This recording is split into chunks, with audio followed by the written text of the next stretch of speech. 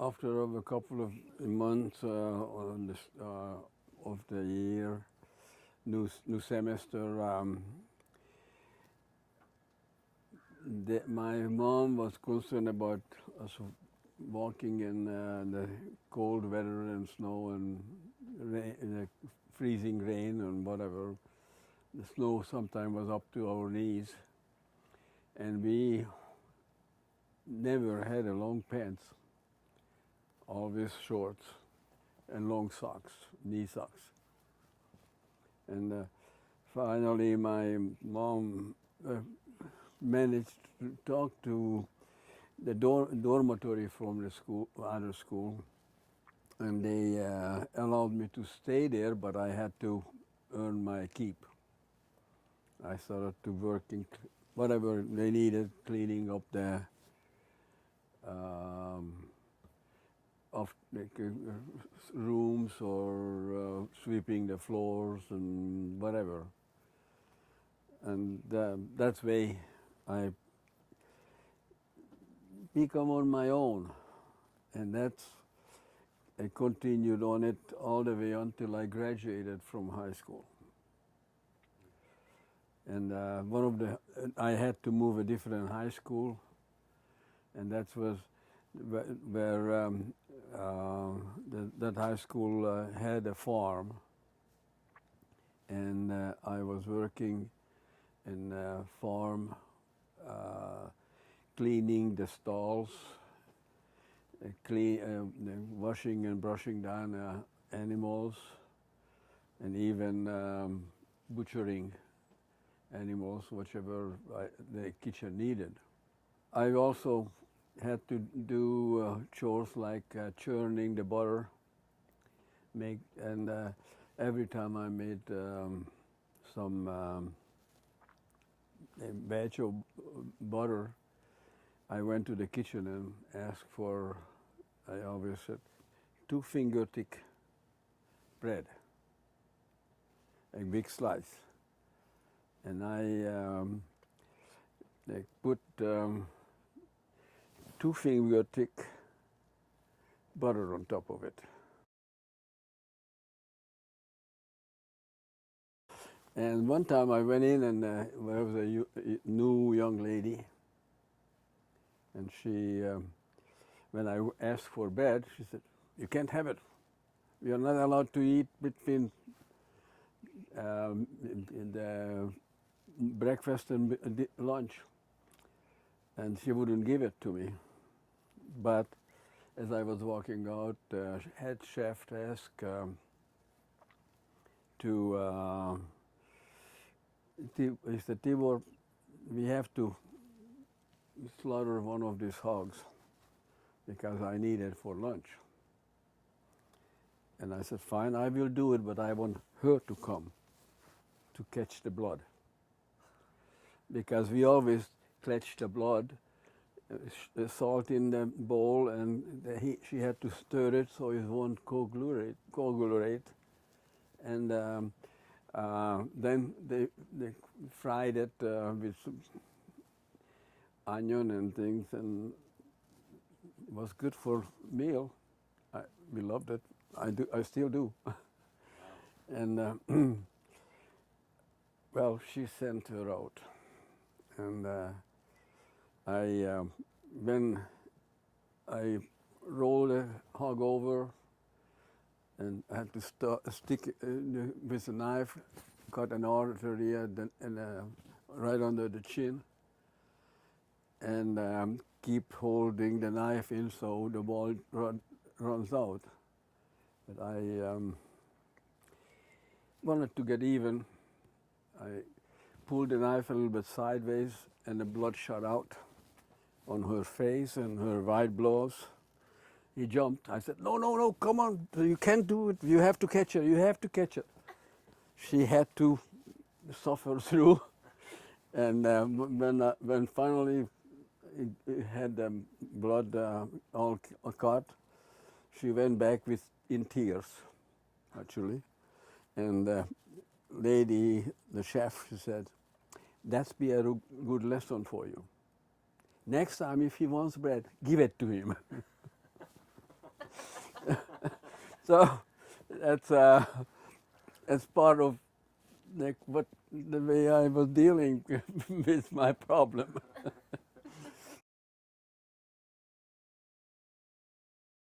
Another time, I was loudmouth and argue with one of the graduating class member, and they decided that they have to teach me new matters. But they didn't know I am very light sleeper. And around midnight, people were coming in. I heard coming in to the bedroom where my class was. And quickly I get out of bed, bunched up the blankets, and it was dark. They didn't turn on the lights, and they rolled up towels and started beating on my bed. They wanted to beat me up. And the bed didn't move. Then they turn on the lights on, and they find out that I was beating my own bed too. And quickly I jump out of the window and run into one of the stalls and up in the attic and like buried myself in the hay. So they couldn't get me. So a couple weeks I was sleeping in the hay because I didn't want to be beaten up. Another one was when my principal asked for told me to saddle his favorite horse, an Arab, to his buggy to go around the farm and check out how everything growing and whatever needed to weed removed or how hoeing or whatever. So he was. Okay, I will. I have. He asked me. I'll do it. And when that horse was very ticklish, and when I was brushing, he turned his head and bit me on the side, on my, and that made me angry. And I said, "Okay, you want to play rough? I'll play rough." I get one hind leg up, or front leg up, tied up. I put a rope in his upper lip and tie it down to the manger, and I went to work. I brushed him. I totally, but by the time I finished, he was dripping wet from sweat. And I harnessed him up, hooked him up to the buggy, and my principal, seeing the horse dripping wet, he knew what happened. And he knew that the dog that horse would have been, did something, because I wasn't the first one who the horse bit. And he got mad. That was one of the person who, when he get mad, he slammed his head down on the floor, danced around and cussing. Well, I accommodated him. I just slapped my head next to his, and I was dancing around and cussed just as loud as he did. After that, he didn't like me much. One night, we decided, well, we'll pull a trick on the principal. We dismantled his little lightweight buggy and carry it up on his the roof of the house and on the eaves of the house on top. And we put it together. And next morning he came out and he was screaming, "Where is my buggy? Somebody stole my buggy!" And cussing and screaming. And his wife came out, and the way she was looking, she saw where the buggy was. She said, "That is your buggy, and you shut up."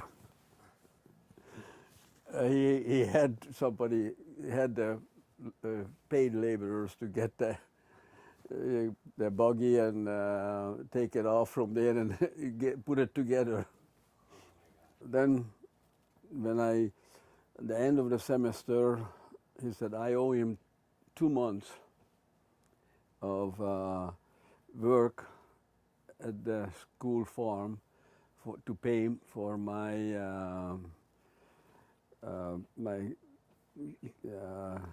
feed and board. So I told my brother, "Come on, help me out.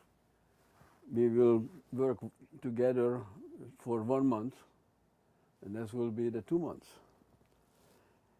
But end of the month, the principal wouldn't sign my graduation paper, and he said, "Well, you owe me 2 more weeks," or something like that, because now you have to pay for your brother's meal and stay in place, the sleep.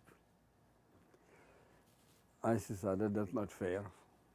I had your 2 months done with my brother, and I went home. Then I had to go to a different school where a former teacher from that school was organizing in a different town, but 20 miles or 30 miles farther away from my home. And I told him what happened, and he says, "Don't worry, come here, you can graduate from here, and I'll get the signature." And he did. So I graduated from the second school in 2010.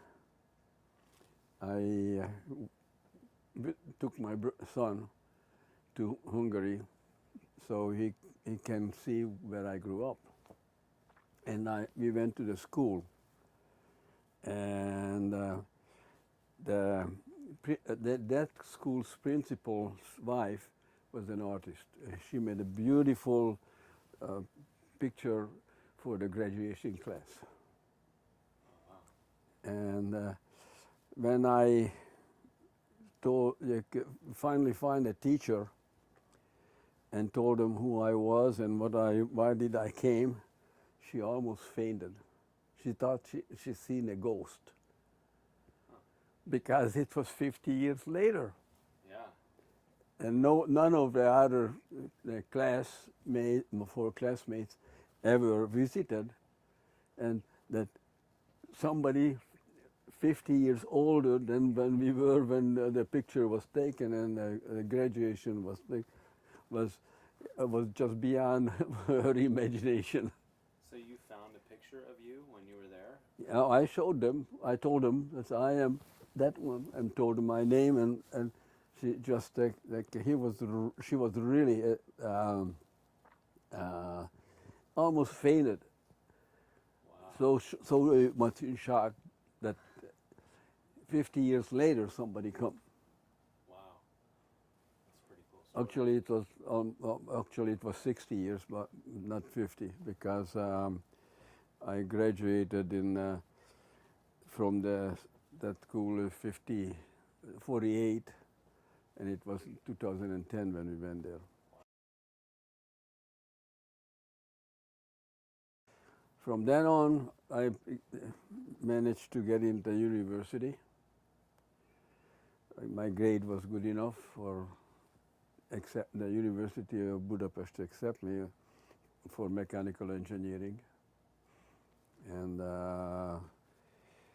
so I started going to school, fine, and I discovered that they have a glider club, and I started to fly.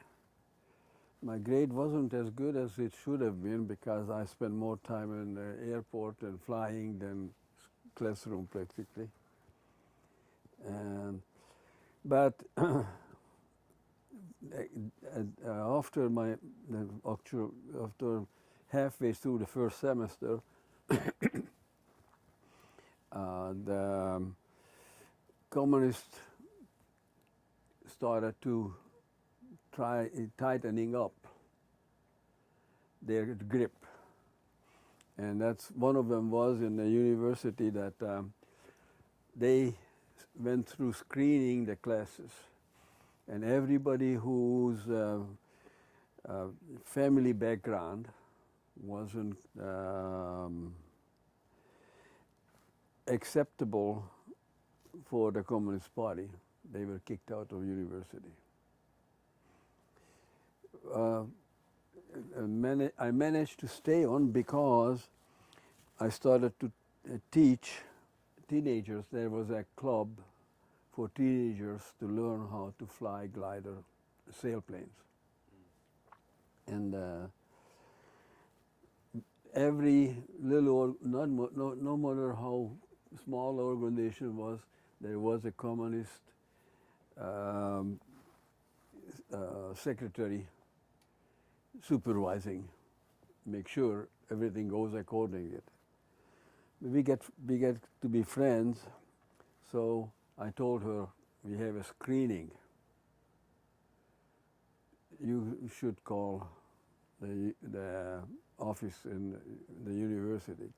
So she got on a phone call, and I told whoever she talked to, said, well, I am interested to find out how Tibor is doing, because he is doing a great job of teaching the future Air Force pilot how to fly. So I was good for 6 months. And every 6 months, every time when the screening came, I told her, she made a phone call, and I was good. My father was a Roman Catholic school principal and teacher. And we went to church every Sunday. Everybody who was religious wasn't trustworthy as far as the communist goes. They want your worship, in other words. Well, in a sense. Well, to be an atheist. They want you to be an atheist. And only the kids whose parents were working or was a part of the Communist Party or working on some communist organizations, they were the only one who were kept allowed to continue in the school.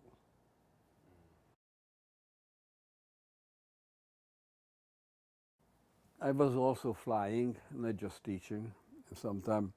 One time, I had a very, very strong headwind as I was towed up. And I ended up almost 1,000 feet higher than normal. And so I was just flying a pattern and when I turn in, I was still 500 feet higher than normal. I said, okay, I lose 100 more feet, then I turn in and get into the wind. I forgot that with a glider, the headwind is an enemy. And I was going in, and the airfield was over there below me, a big cemetery, and I get lower and lower, and it looks like the landing area was going farther and farther, and ended up I had to land the airplane in the cemetery. But say, I usually say that the American the pilots during World War II killed a lot of people on the gliders because they didn't know how to land it. I was trained that if I go distance flying any place for looking for I want to get a badge for certain 50 miles of like distance flying. Whenever you lose altitude and you have to land, you not try to land on the ground, but land on the top of the whatever vegetation it was, no matter what it was, forest or cornfield. You land on the top of it. That means you stall the airplane above the top of the vegetation. When the airplane loses speed, to basically stall out, and it just dropped like a rock, just straight down. Well, that's what I did. And well, tombstones in front of me, four tombstones behind me, trees, tall trees, and bushes. My wings were sitting on top of two bushes, and I was right in the middle. And the people at the airfield already was waiting and waiting, wanted to hear the crash, and there was none. And only thing happened when we had to dismantle the airplane or a glider and carry it out from the cemetery in pieces. And one of the kids who helped dropped the wing, and one branch went through the fabric wing cover. That's the only damage was on the airplane.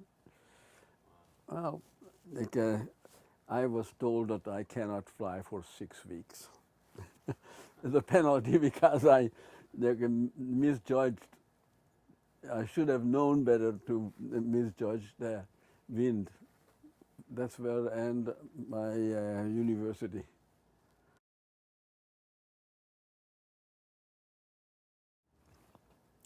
University never was intended to learn how to speak or learn any languages. But because of the communists and the Russians, the Russian language became mandatory. So I studied 8 years of Russian. And before I could get my graduation, I had to do a Russian proficiency test. Well, we didn't like the Russians and the language not much either. Some people was good at it, most of us didn't.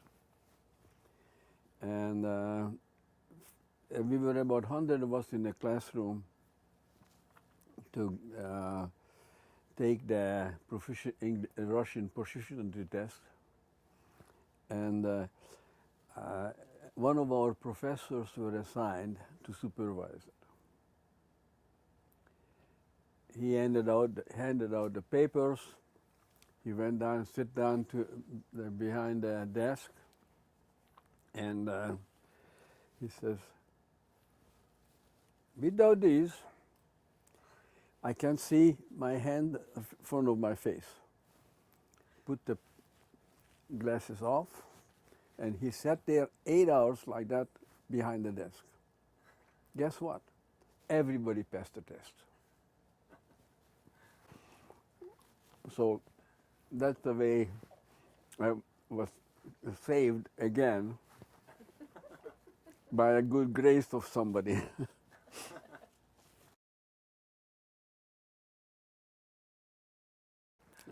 And when I got put into one of the state farms because it's mechanical engineering for mostly was interested in farm equipment modification and design. And so I went to this one farm, and after about 6 months, they said, you have to go to the other school, other place. That was the one which was 29th out of 29 as performance goal. All these farms were put together by taking the little farms and the farmers' property and put it all together, the large one, and they used the mostly Russian-made tractors and equipment,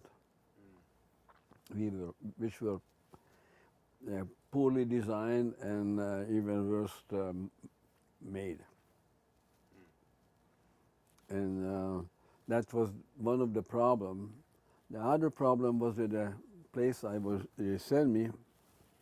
There was he was the head of the department was about 3 or 4 years older than I was. But he didn't had the gumption to stand up to the Communist Party secretary for the farm. And everybody who came in to the farm looking for a job, and he was a Communist Party member, he was put in the mechanical department to repair, where the equipment were repaired and get ready for use. Most of them didn't even know what the difference between the screw and the nut. That's the only way I can describe this, how they were classified, like useful at the farm.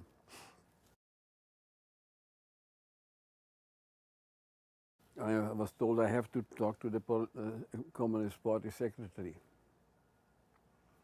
And I went in and he says, are you a member of the party? I said, no. And he said, well, in your job, you have to be one. Your position demands that you be one of member of the Communist Party. Well, I grew up with it, so I knew what I have to say, and I was told him, I said, look, I can't be, because I was sent, you are in trouble here. I was sent here to straighten it up. And as long I cannot be member of the Communist Party until one person expect special treatment because they are a member of the party. I can't do the job. Your party sent me over here to fix it up. So I will fix it up the way best I know. Ended up making design changes, and we had one good machinist, a young man, and we worked it out and ended up fixing up replacing the Russian parts with Hungarian-made parts, which was made for the trucks, the 3.5 ton trucks to carry goods. Within a year, we become number 1 out of 29. And that's when the Hungarian uprising started.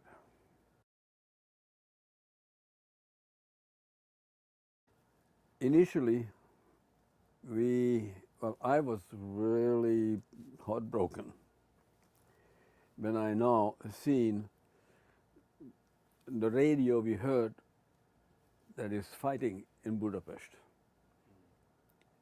And within 24 hours, Russians sent in 20,000 tanks and 200,000 soldiers to Hungary to crush the uprising.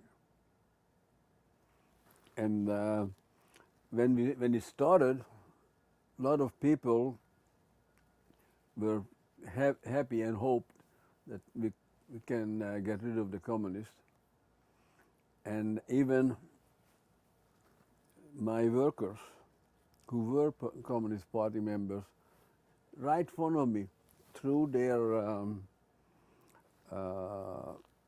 Communist Party ID into the fire. But then when the Russians started to crush the Hungarian uprising, then they become communist again. And that's when it happened, when I was, one of our tractor broke down, and I told this one man, he was working in a blacksmith shop, and told him, I want you to stay overtime. I am going out and bring the parts in, and we'll fix it with you tonight, and tomorrow, before tomorrow morning, I will get this thing going by. And that man said, don't give me any orders, because we are going to hang you, you know that. Naturally, he became a real loudmouth communist as soon as the Russians was crushing the Hungarian uprising, because that was his advantage. Well, on that level, most of them was opportunists. They become the Communist Party because that gave them an advantage, get a job, but they couldn't get otherwise. Only few people, like the secretary or my lady friend at the flying club, they were educated people, but they believed that communism could work. I didn't know what his information was, my blacksmith, but I started to think I better escape.